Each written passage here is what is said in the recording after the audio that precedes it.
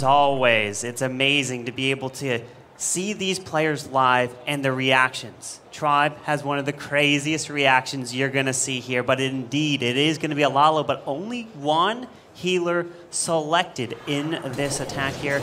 And there's going to be the lightning spells right off the bat. Maybe a giant arrow right through the middle of the base. And yes, grabs both spell towers and inferno towers. The precision on that attack is so difficult to get down. We've seen multiple players try that and miss. All you have to do is be off by not even a full tile, a quarter of a tile, and that queen's arrow will fly and miss. But that queen lands right in there. King already in with the spiky ball and earthquake boots, opening up access to the town hall. This attack is under a beautiful start. He's not wasting any time, Carbon. The Lalo's already starting from the top. And with that Warden, Eternal Tome protects that blimp flying across. There was the red air bomb field up top, but that didn't really do anything to this attack as the blimp now lands onto the town hall. It's going to go down to the Yetis, no problem here. Royal Champ already burns her ability, but notice this. This base is going down quick.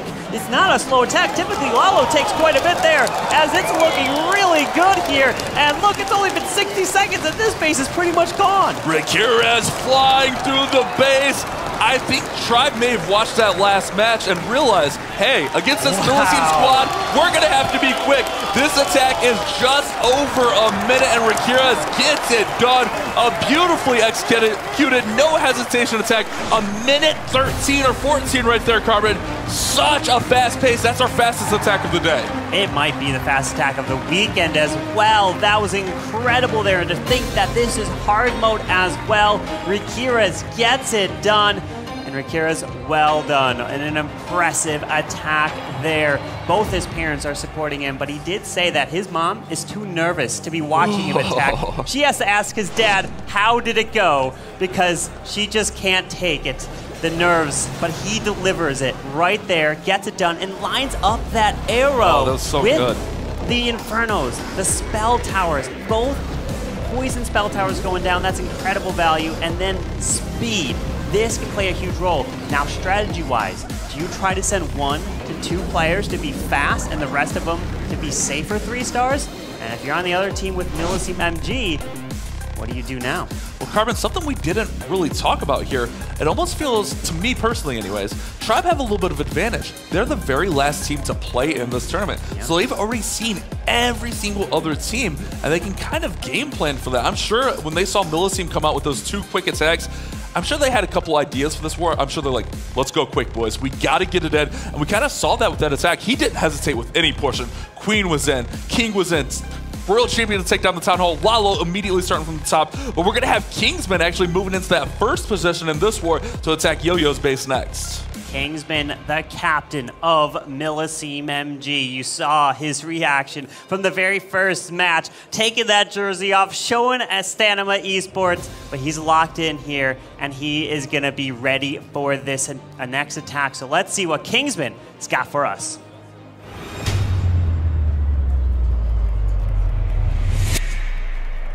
Here we go. MMG looking to keep the momentum flowing for this squad. They had such a convincing war in that War 1 against Stamina Esports. Now up against Tribe Gaming, a completely different foe. And we see a bit of a shift. We saw them using this a little bit in the last war where we had the essentially Warden walk into Super Barbarians. But the problem with this is they were a little bit slower with this attack. Kingsman in that first war used this attack, but it was 2 minutes, 11 seconds. If he does that, they're almost a minute behind. Kingsman has actually increased his 3-star rate from when the update from the hard mode. Before in the original hard mode, he was a 73% 3-star rate. But in the newest hard mode, he's 84, so he's quite a bit improved. He's really been putting in that practice, and it's been showing with Super Barbarians, 17 of them. And we're gonna see this Warden take his time. You wanna make sure that the Warden probably stays on the edge, going his direction so that you don't, well, you could pull him, but time can be a question in that. Yeah, here comes that fireball. Invis are in, takes out the invisibility tower, weakens up the monolith, takes down the monolith and the clan castle. Now the Warden can actually come over and take out the town hall, but he's in danger. He's got to get that town hall quick. Carbon, this Warden is in danger of getting taken out. Beautiful Invis. Wow. He adjusts on the fly, and the Warden will secure the town hall. That was a little bit dangerous. That was close. The spotting could have played a huge role right there to make sure that he doesn't focus away from that Warden, because the town hall must go down as the king is coming to the left side into the Inferno Tower. We do have the queen continue her way through, but the royal champion yet to be deployed. She can come on her own. Typically, the Rocket Spear is a fantastic ability to get incredible value as the queen's ability now just goes off to the left. Those few balloons up top were actually more clutch than I think a lot of people realize because they took down that defense, which allowed the queen to join the king and did not pull that warden away so that warden can continue his pathing through the middle of the base. The royal champion now on the right side. Everything's going to converge at that bottom portion, and this is looking very strong for Kingsman. However, much slower than Tribe's first attack. Yeah, so Focus just getting on the 3 stars at the moment here, continuing his way through. He likes it. It's going to be a 3-star to start off for Millicene MG. He wants to stay calm because there's a lot more attacks to come in for this match. All you got to do is try to hope for a defense. That's what Stanima Esports were hoping for, but they didn't get it against a team like Millicene MG. So let's see if one of these will be able to, or will it be our first perfect? I don't think we're going to see as much player emotion in this one. I think we're going to see the audience emotion. Yes. Millicene has a huge presence here, as we saw there from that camera shot, but also Tribe. There's a little bit of mixed reactions at the crowd there, so I think this one's going to be more about the audience interaction, but Kingsman does a great job here. I love that play. The invis there, realizing that Warden was going to get taken out, maybe not secure the Town Hall, but not even if the Warden doesn't get the Town Hall there. If the Warden's not able to continue pushing through, that is a huge problem. Minute 59, so not too much slower, 45 seconds, but still quite a bit slower than Tribe. I mean, his average for the newest hard mode is 2 minutes 13, so that's an improvement from his typical average in the current hard mode meta. So great job there for Kingsman, but we saw Riqirez really step it up in his attack to set the tone for Tribe Gaming. So the next attacker that we're going to have is going to be none other than Nebrax. And Nebrax is known to be an air attacker. He loves to bring the E-Dragons, the regular dragons. But will he bring that here? And Nebrax has just obtained his master's degree in finance. So is he going to be able to put his smarts to the test against the space? So let's see what you got, Nebrax.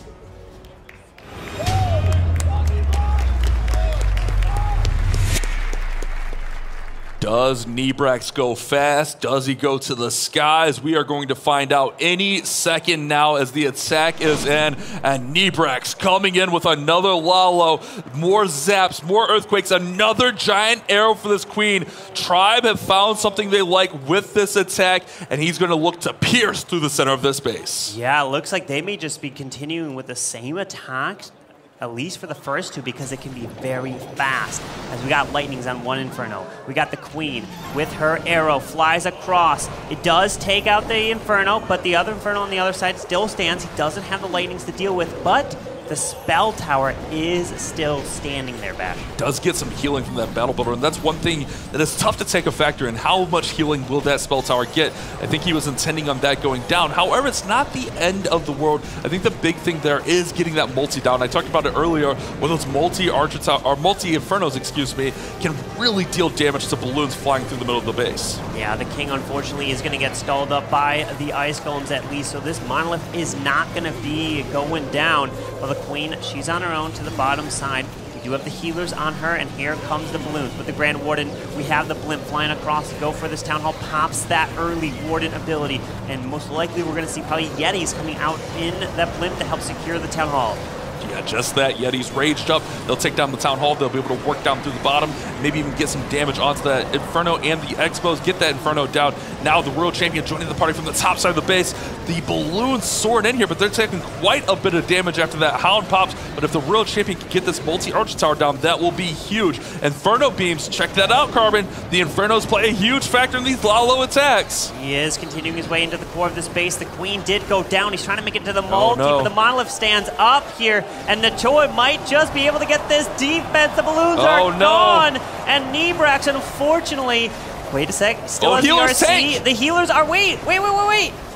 The monolith needs to stay distracted, still has the Spirit Fox alive. The healers were tanking. They got in front of the Royal Champion. If she can get this down, Carbon, this could have been a defense, but it's going to instead be a 3-star. Wait. Warden. No, Warden's on air. Wow. He's got it.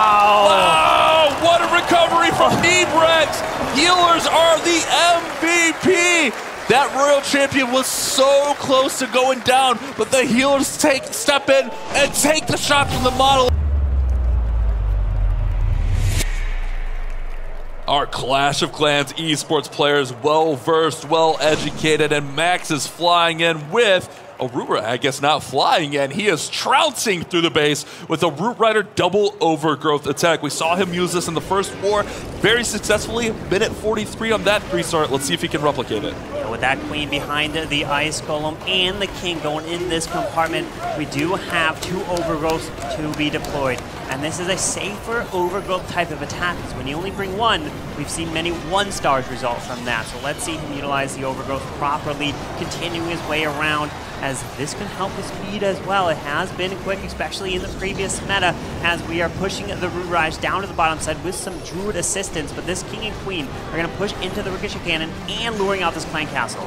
Root Riders trampling and trouncing right on through on their way to the Eagle Artillery. Uses the overgrowth to go ahead and take some of that damage off the Archer Queen. Now those Ice Golems holding things up.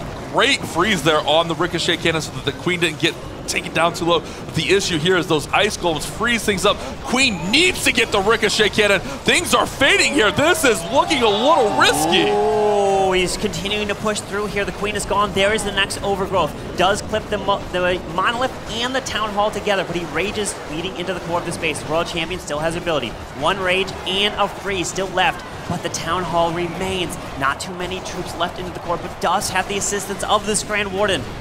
Max has to push through here. The back end of this base, not only is the Town Hall there, but the Monolith, the enemy king. This could be very, very tough for him to get through, as he does not have many troops left. The most important thing is get this Town Hall, run up the percent.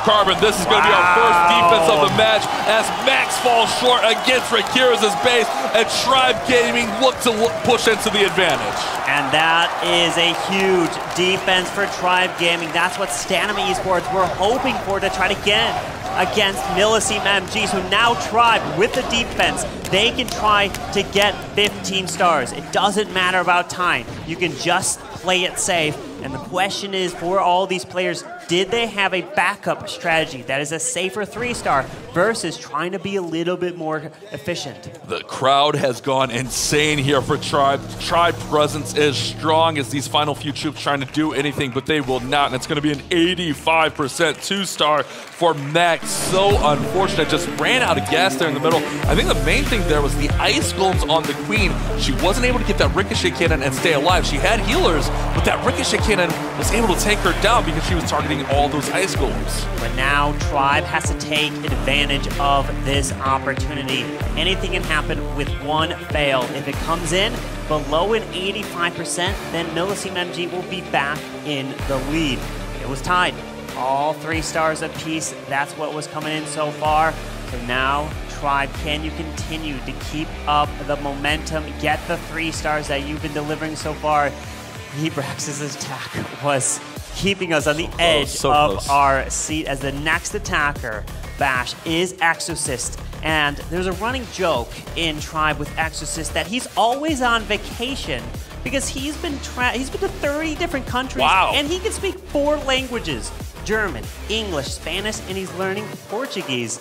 So Exorcist, I think he's ready to go, probably. Carbon, I can barely speak English. This man's out here speaking 4 languages. Exorcist can push the lead here with this next attack.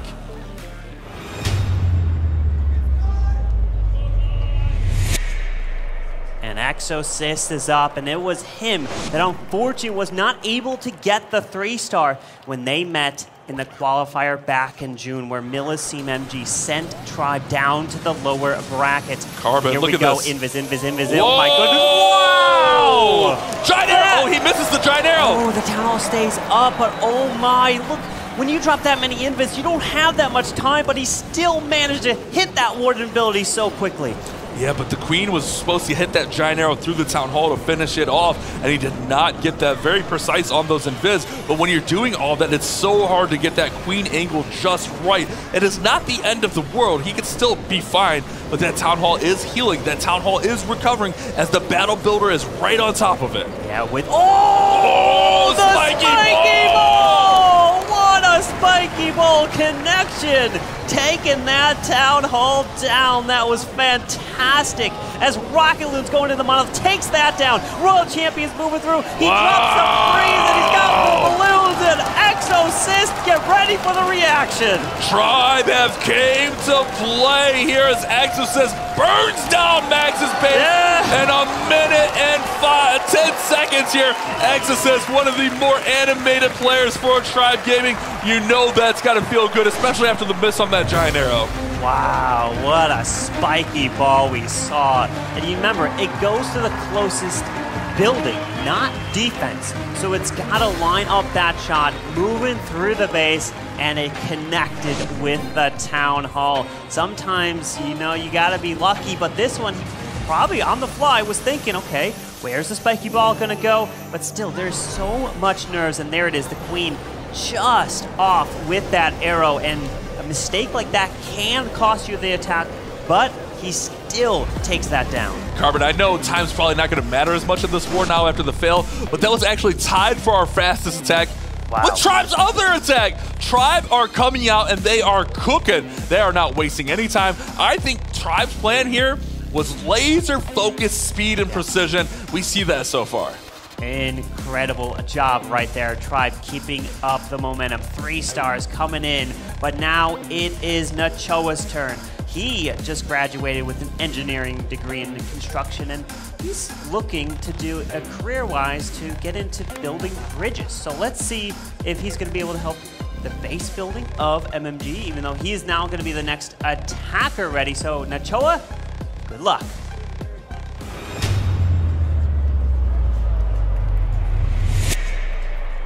Let's see if Nachoa can build a bridge and get over this deficit. If Milsim MG have found themselves trailing against Tribe Gaming, it is going to be the Super Barbarians. One final hand wipe. I think I need to utilize that. Half the time I'm all over the place. One final hand wipe to make sure that you're swiping and pressing and hitting the right areas of the screen. But this attack has worked out very well for the squad so far. Let's see if Nachoa can get yet another 3-star. Yeah, with the Warden now down to the left side, we have the Flame Flanger going to move through. You got to keep your eye on that ground Expo, because if it locks onto the Flame Flanger, that's a big problem. So the Warden's over here to tank exactly that. Fantastic job.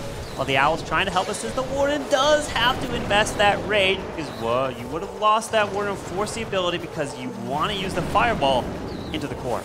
This is the exact same strategy he used against Stamina Esports. He was rewarded with the 3-star. Remember, Milsim MG did go perfect. One thing I do want to point out here, even if Tribe are able to hold this lead, that does not mean Milsim will be eliminated. It is a group stage. Tribe, ooh, Fireball lands. Ooh, I was wondering if that Clan Castle is going down. It barely goes down there.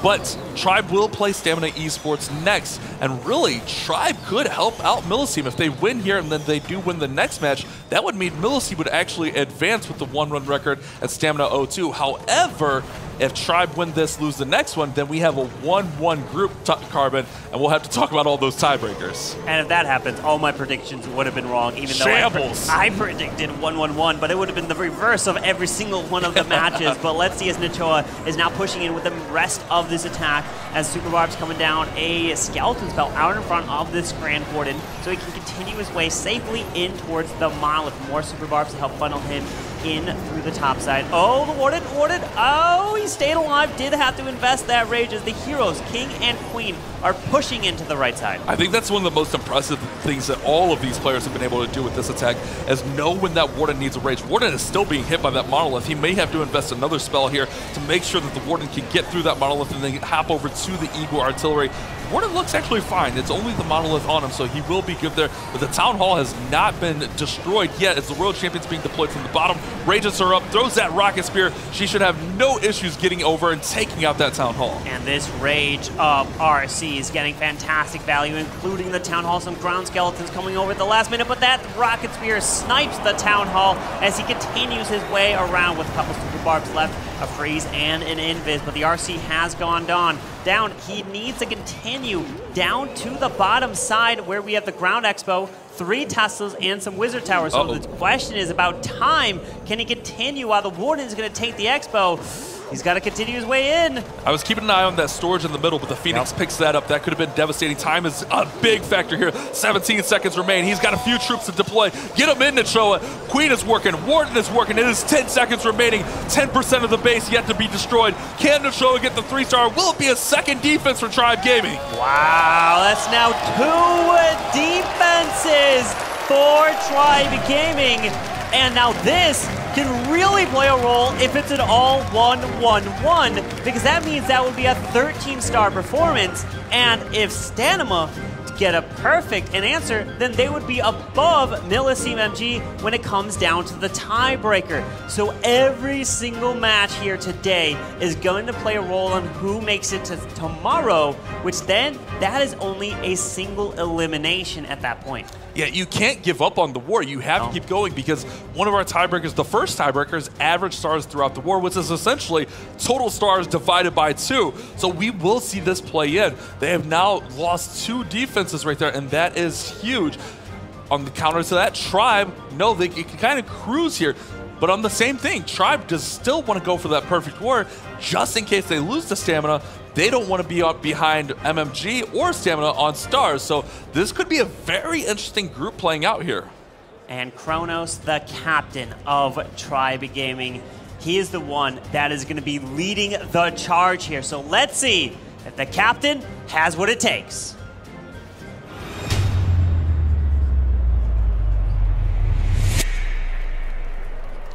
Will we be shouting Tribe wins? It feels that way. Carbon, we see Super Witches. I don't think we've seen any Super Witches, or very few Super Witches. For me personally, I feel this is a very consistent, strong strategy, but the players have kind of shifted over to the Warden Walk into the Queen and King dive, which has been very strong as well. But I think the Super Witches, if you can get that healer swap over to the Witches, they just don't get taken out. Remember, they spawn those big boys, which are very, very beefy. They are tanky indeed, as this Warden is continuing his push towards the top side. There is a lot of earthquakes. Monolith is taken out. Nice and do we have an arrow? Yes! Nice. The arrow also snipes the Town Hall from that Queen. Great precision from Kronos. Lands the fireball right before the Town Hall. Queen comes in, pierces through the middle of the base, and the Town Hall's down. Now it's all on these Witches, and the Howland King joins the party. The beautiful collab we had earlier this year. Everything should have a great path through the middle of the space. He did a great job setting up the pathing, set up the funneling. Royal Champion is over on that left side, just in case you didn't see her deployed over there. She has the Spirit Fox, which will help protect her, along with all these P.E.K.K.A.s and everything coming out of that Siege Barracks. And now that Warden Eternal, well, the Warden Eternal Tome was used for the Fireball there, but he's continuing this push with through these Ice Cones, slowed down a little bit, but we do have the Valks now coming to the bottom side to join in with the P.E.K.K.A. make it through. And there's the Spiky Ball from the King, opening up all these walls with the Earthquake Boots. 1 Baby Dragon and 3 Freezes still left, as the RC still hasn't burned her ability, just now uses it. The Earthquake Boots give access to that bottom compartment where the Teslas were hidden in there, along with the multi-archer tower can be reached from there from the Queen. So this is actually very nice Earthquake Boots. There is that Ricochet Cannon on the back, which those can be very, very devastating. We see them dealing some damage. He might lose a Super Witch right here. Yes, he loses 1 Super Witch. The second Super Witch may go down. This could fade a little bit here, as that Ricochet Cannon is doing a lot of damage, a lot of work being done. Yeah. The Queen is going to go down here, right? No, yes! Queen goes down. Can the Royal Champion finish this one off, Carbon? It's up to the healers, but unfortunately they go and get stuck on the big boy, not transitioning to the Royal Champion unless the bear, yes, gets out in front of the Ricochet Cannon. The RC goes down. The Wizard does secure the Wizard Tower. I think that was there. But now we need to take out the Ricochet Cannon. Can the Wizard do it? I don't think he can. It's going to be a defense for MMG. Wow. The big boy's going to get stuck on the wall. Kronos still feeling good. Carbon, MMG are still alive in this one. Another big defense, and they can be right back. The one issue that MMG are going to have to deal with is their fails. Max had an 85%, Nachoa with a 95%. This is a 98. So if they get, wait, it could actually be a 99. If they do get one more defense, it has to be something huge.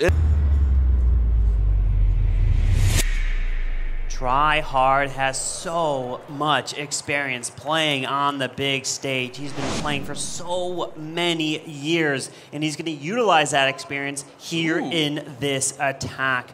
with Super Witches. We just saw Kronos' attack unfortunately fall a little bit short. We do find some spring traps on the bottom side by that arch tower. That's why it's off against the wall, not all the way across, so you can fit some traps in there. But we do see now the Grand Warden up to the top side, so he's going to work through there, while the Flame Flinger looks to be on the complete opposite side. But we do have a Ground Expo near the Grand Warden altar to the bottom. And he does go with an early Fireball and not wasting any time. A lot of time with the Super Witches, that Fireball is there just to set up the funnel, set up the padding, and he does that beautifully here. And now that the Flinger, excuse me, can work from the bottom side, while all the heroes and everything are converged to the middle of that base. The Flinger may not get as much as it steps up and that Expo locks on, but it is doing its job in setting up the stage for these heroes to surge through the back of the base. They're all moving into the middle. He does have a jump spell. Let's see if Tryhard's Witches can get through this base of Kronos. Yeah, with Ice Golems coming out to defend, he will get slowed down, but still has that King ability to get some fantastic value in the core and really clear things up and damage it as the Queen is walking on the outside. Totally safe so far. May have to invest a few invis or even pop that Queen ability as he approaches that Monolith. But the Royal Champion has now been invested as a single target Inferno. Looked like it locked onto that King there. No, it was just a big boy.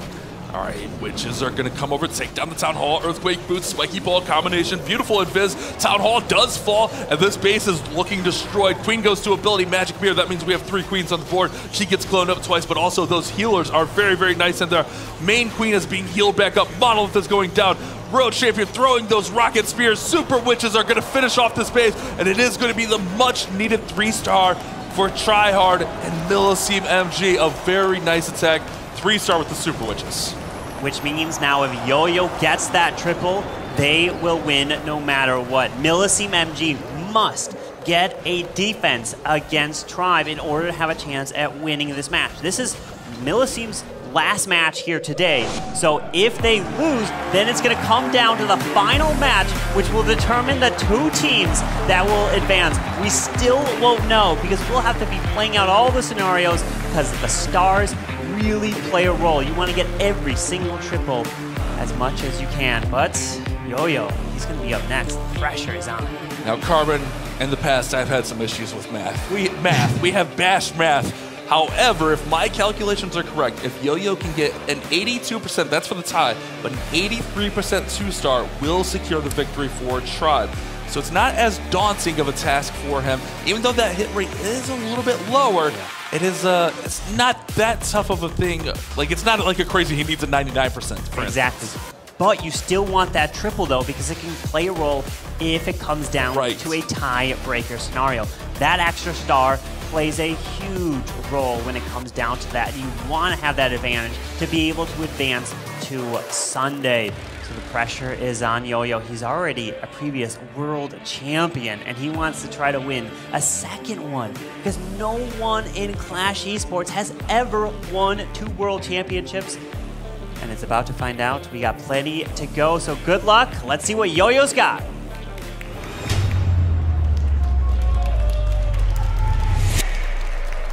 The final attack for Tribe Gaming. Will Yo-Yo secure the victory? Will Milliseam MG hold the defense and move on to Championship Sunday? All of our questions are going to be answered right now as Yo-Yo is attacking Temper with Super Witches. Time is not a factor here, so he can take all 3 minutes if he wants to ensure to that 3-star. Let's see, with a Baby Dragon to the left, that Warden's going to take his time. No, Angry Jelly on the Warden to kind of force him into some defenses. Choosing the Owl here, getting a little skips, gets that extra value as the Warden will push his way in. 1 invis, 2 invis, Earthquake, and hits the Inferno Tower to take that value down. And now we can start with the Super Witches. Maybe after the air defense? Oh, yeah, he's going to let that Warden take the air defense out for sure, so the healers don't get taken out. But a beautiful setup there with the Fireball. Look how much of that base, Carbon, I know you talk about like the L of a base and like breaking that base down into quadrants, and he did just that. That bottom quadrant is almost all but done for. Now he's going to go ahead and bring in that Siege Barracks with those P.E.K.K.A.s. King's going to join the party. The Super Witches are in. The big boys are bouncing. Yo-Yo needs to push into Temper's base, and 3-star for the victory. He's pushing through some Headhunters. The Ice Golems are there. The defending RC, there's a lot of damage he's going to experience, including a defensive rage spell. There's a jump. Remember, no Warden ability to be able to be used since he already used it earlier with that Fireball. So it's going to come down to the protection of the King that potentially get to use with probably some Earthquake Boots in the corner, really damage everything as Super Witches need to rely on these healers that transfer and heal them back up. Bing, bang, boom goes the spiky ball from the King.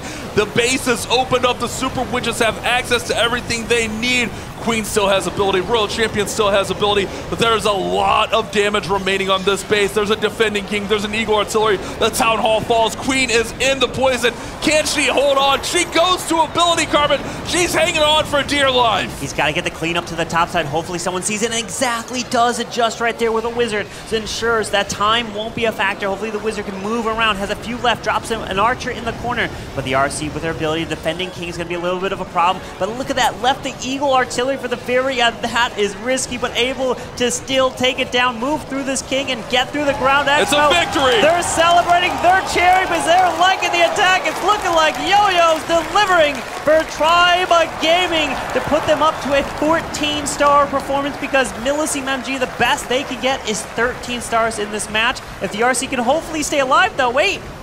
Yeah, she got it. She's fine, Carbon. He's going to go ahead and wall break at the Witches out there, but the Phoenix will clean it up. But nonetheless, he has the percent needed for the victory. He will have the big boys bounce out here, and this will be a 3-star. There's plenty enough time, 20 seconds remaining, and those big boys destroy that final wall. 3 more buildings remain, and Yo-Yo 23 delivers on the grandest stage of them all. He takes down Millicene MG with his top Tribe teammates, and we see them get their first victory of the tournament. We still have Millicene's attack, which is very important. Oh, yeah. We need a 3-star still from them.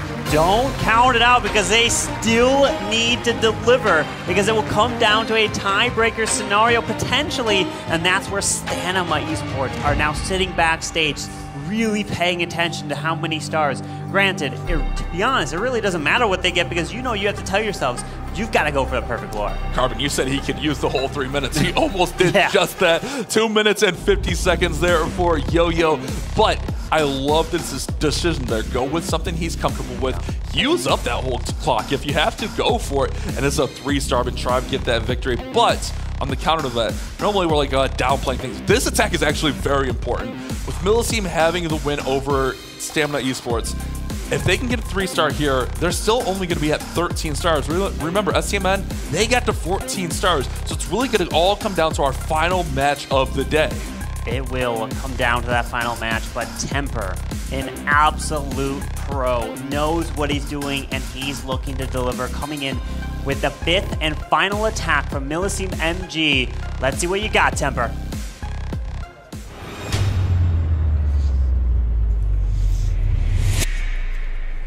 The war has been decided, but a 3-star is still needed. Millicene MG look to bring their total stars up just a little bit more, and Temper coming in with another Zap Lalo. We saw him do this in the last matchup against Stamina and got a 3-star. And Temper, his hit rate really improved. This is probably why he's at the 5th position because his hit rate was 73 in the original hard mode, but that jumped up to 90% in the newest hard mode. So that's probably maybe one of the reasons they really want him to be attacking last to clutch it up for their team.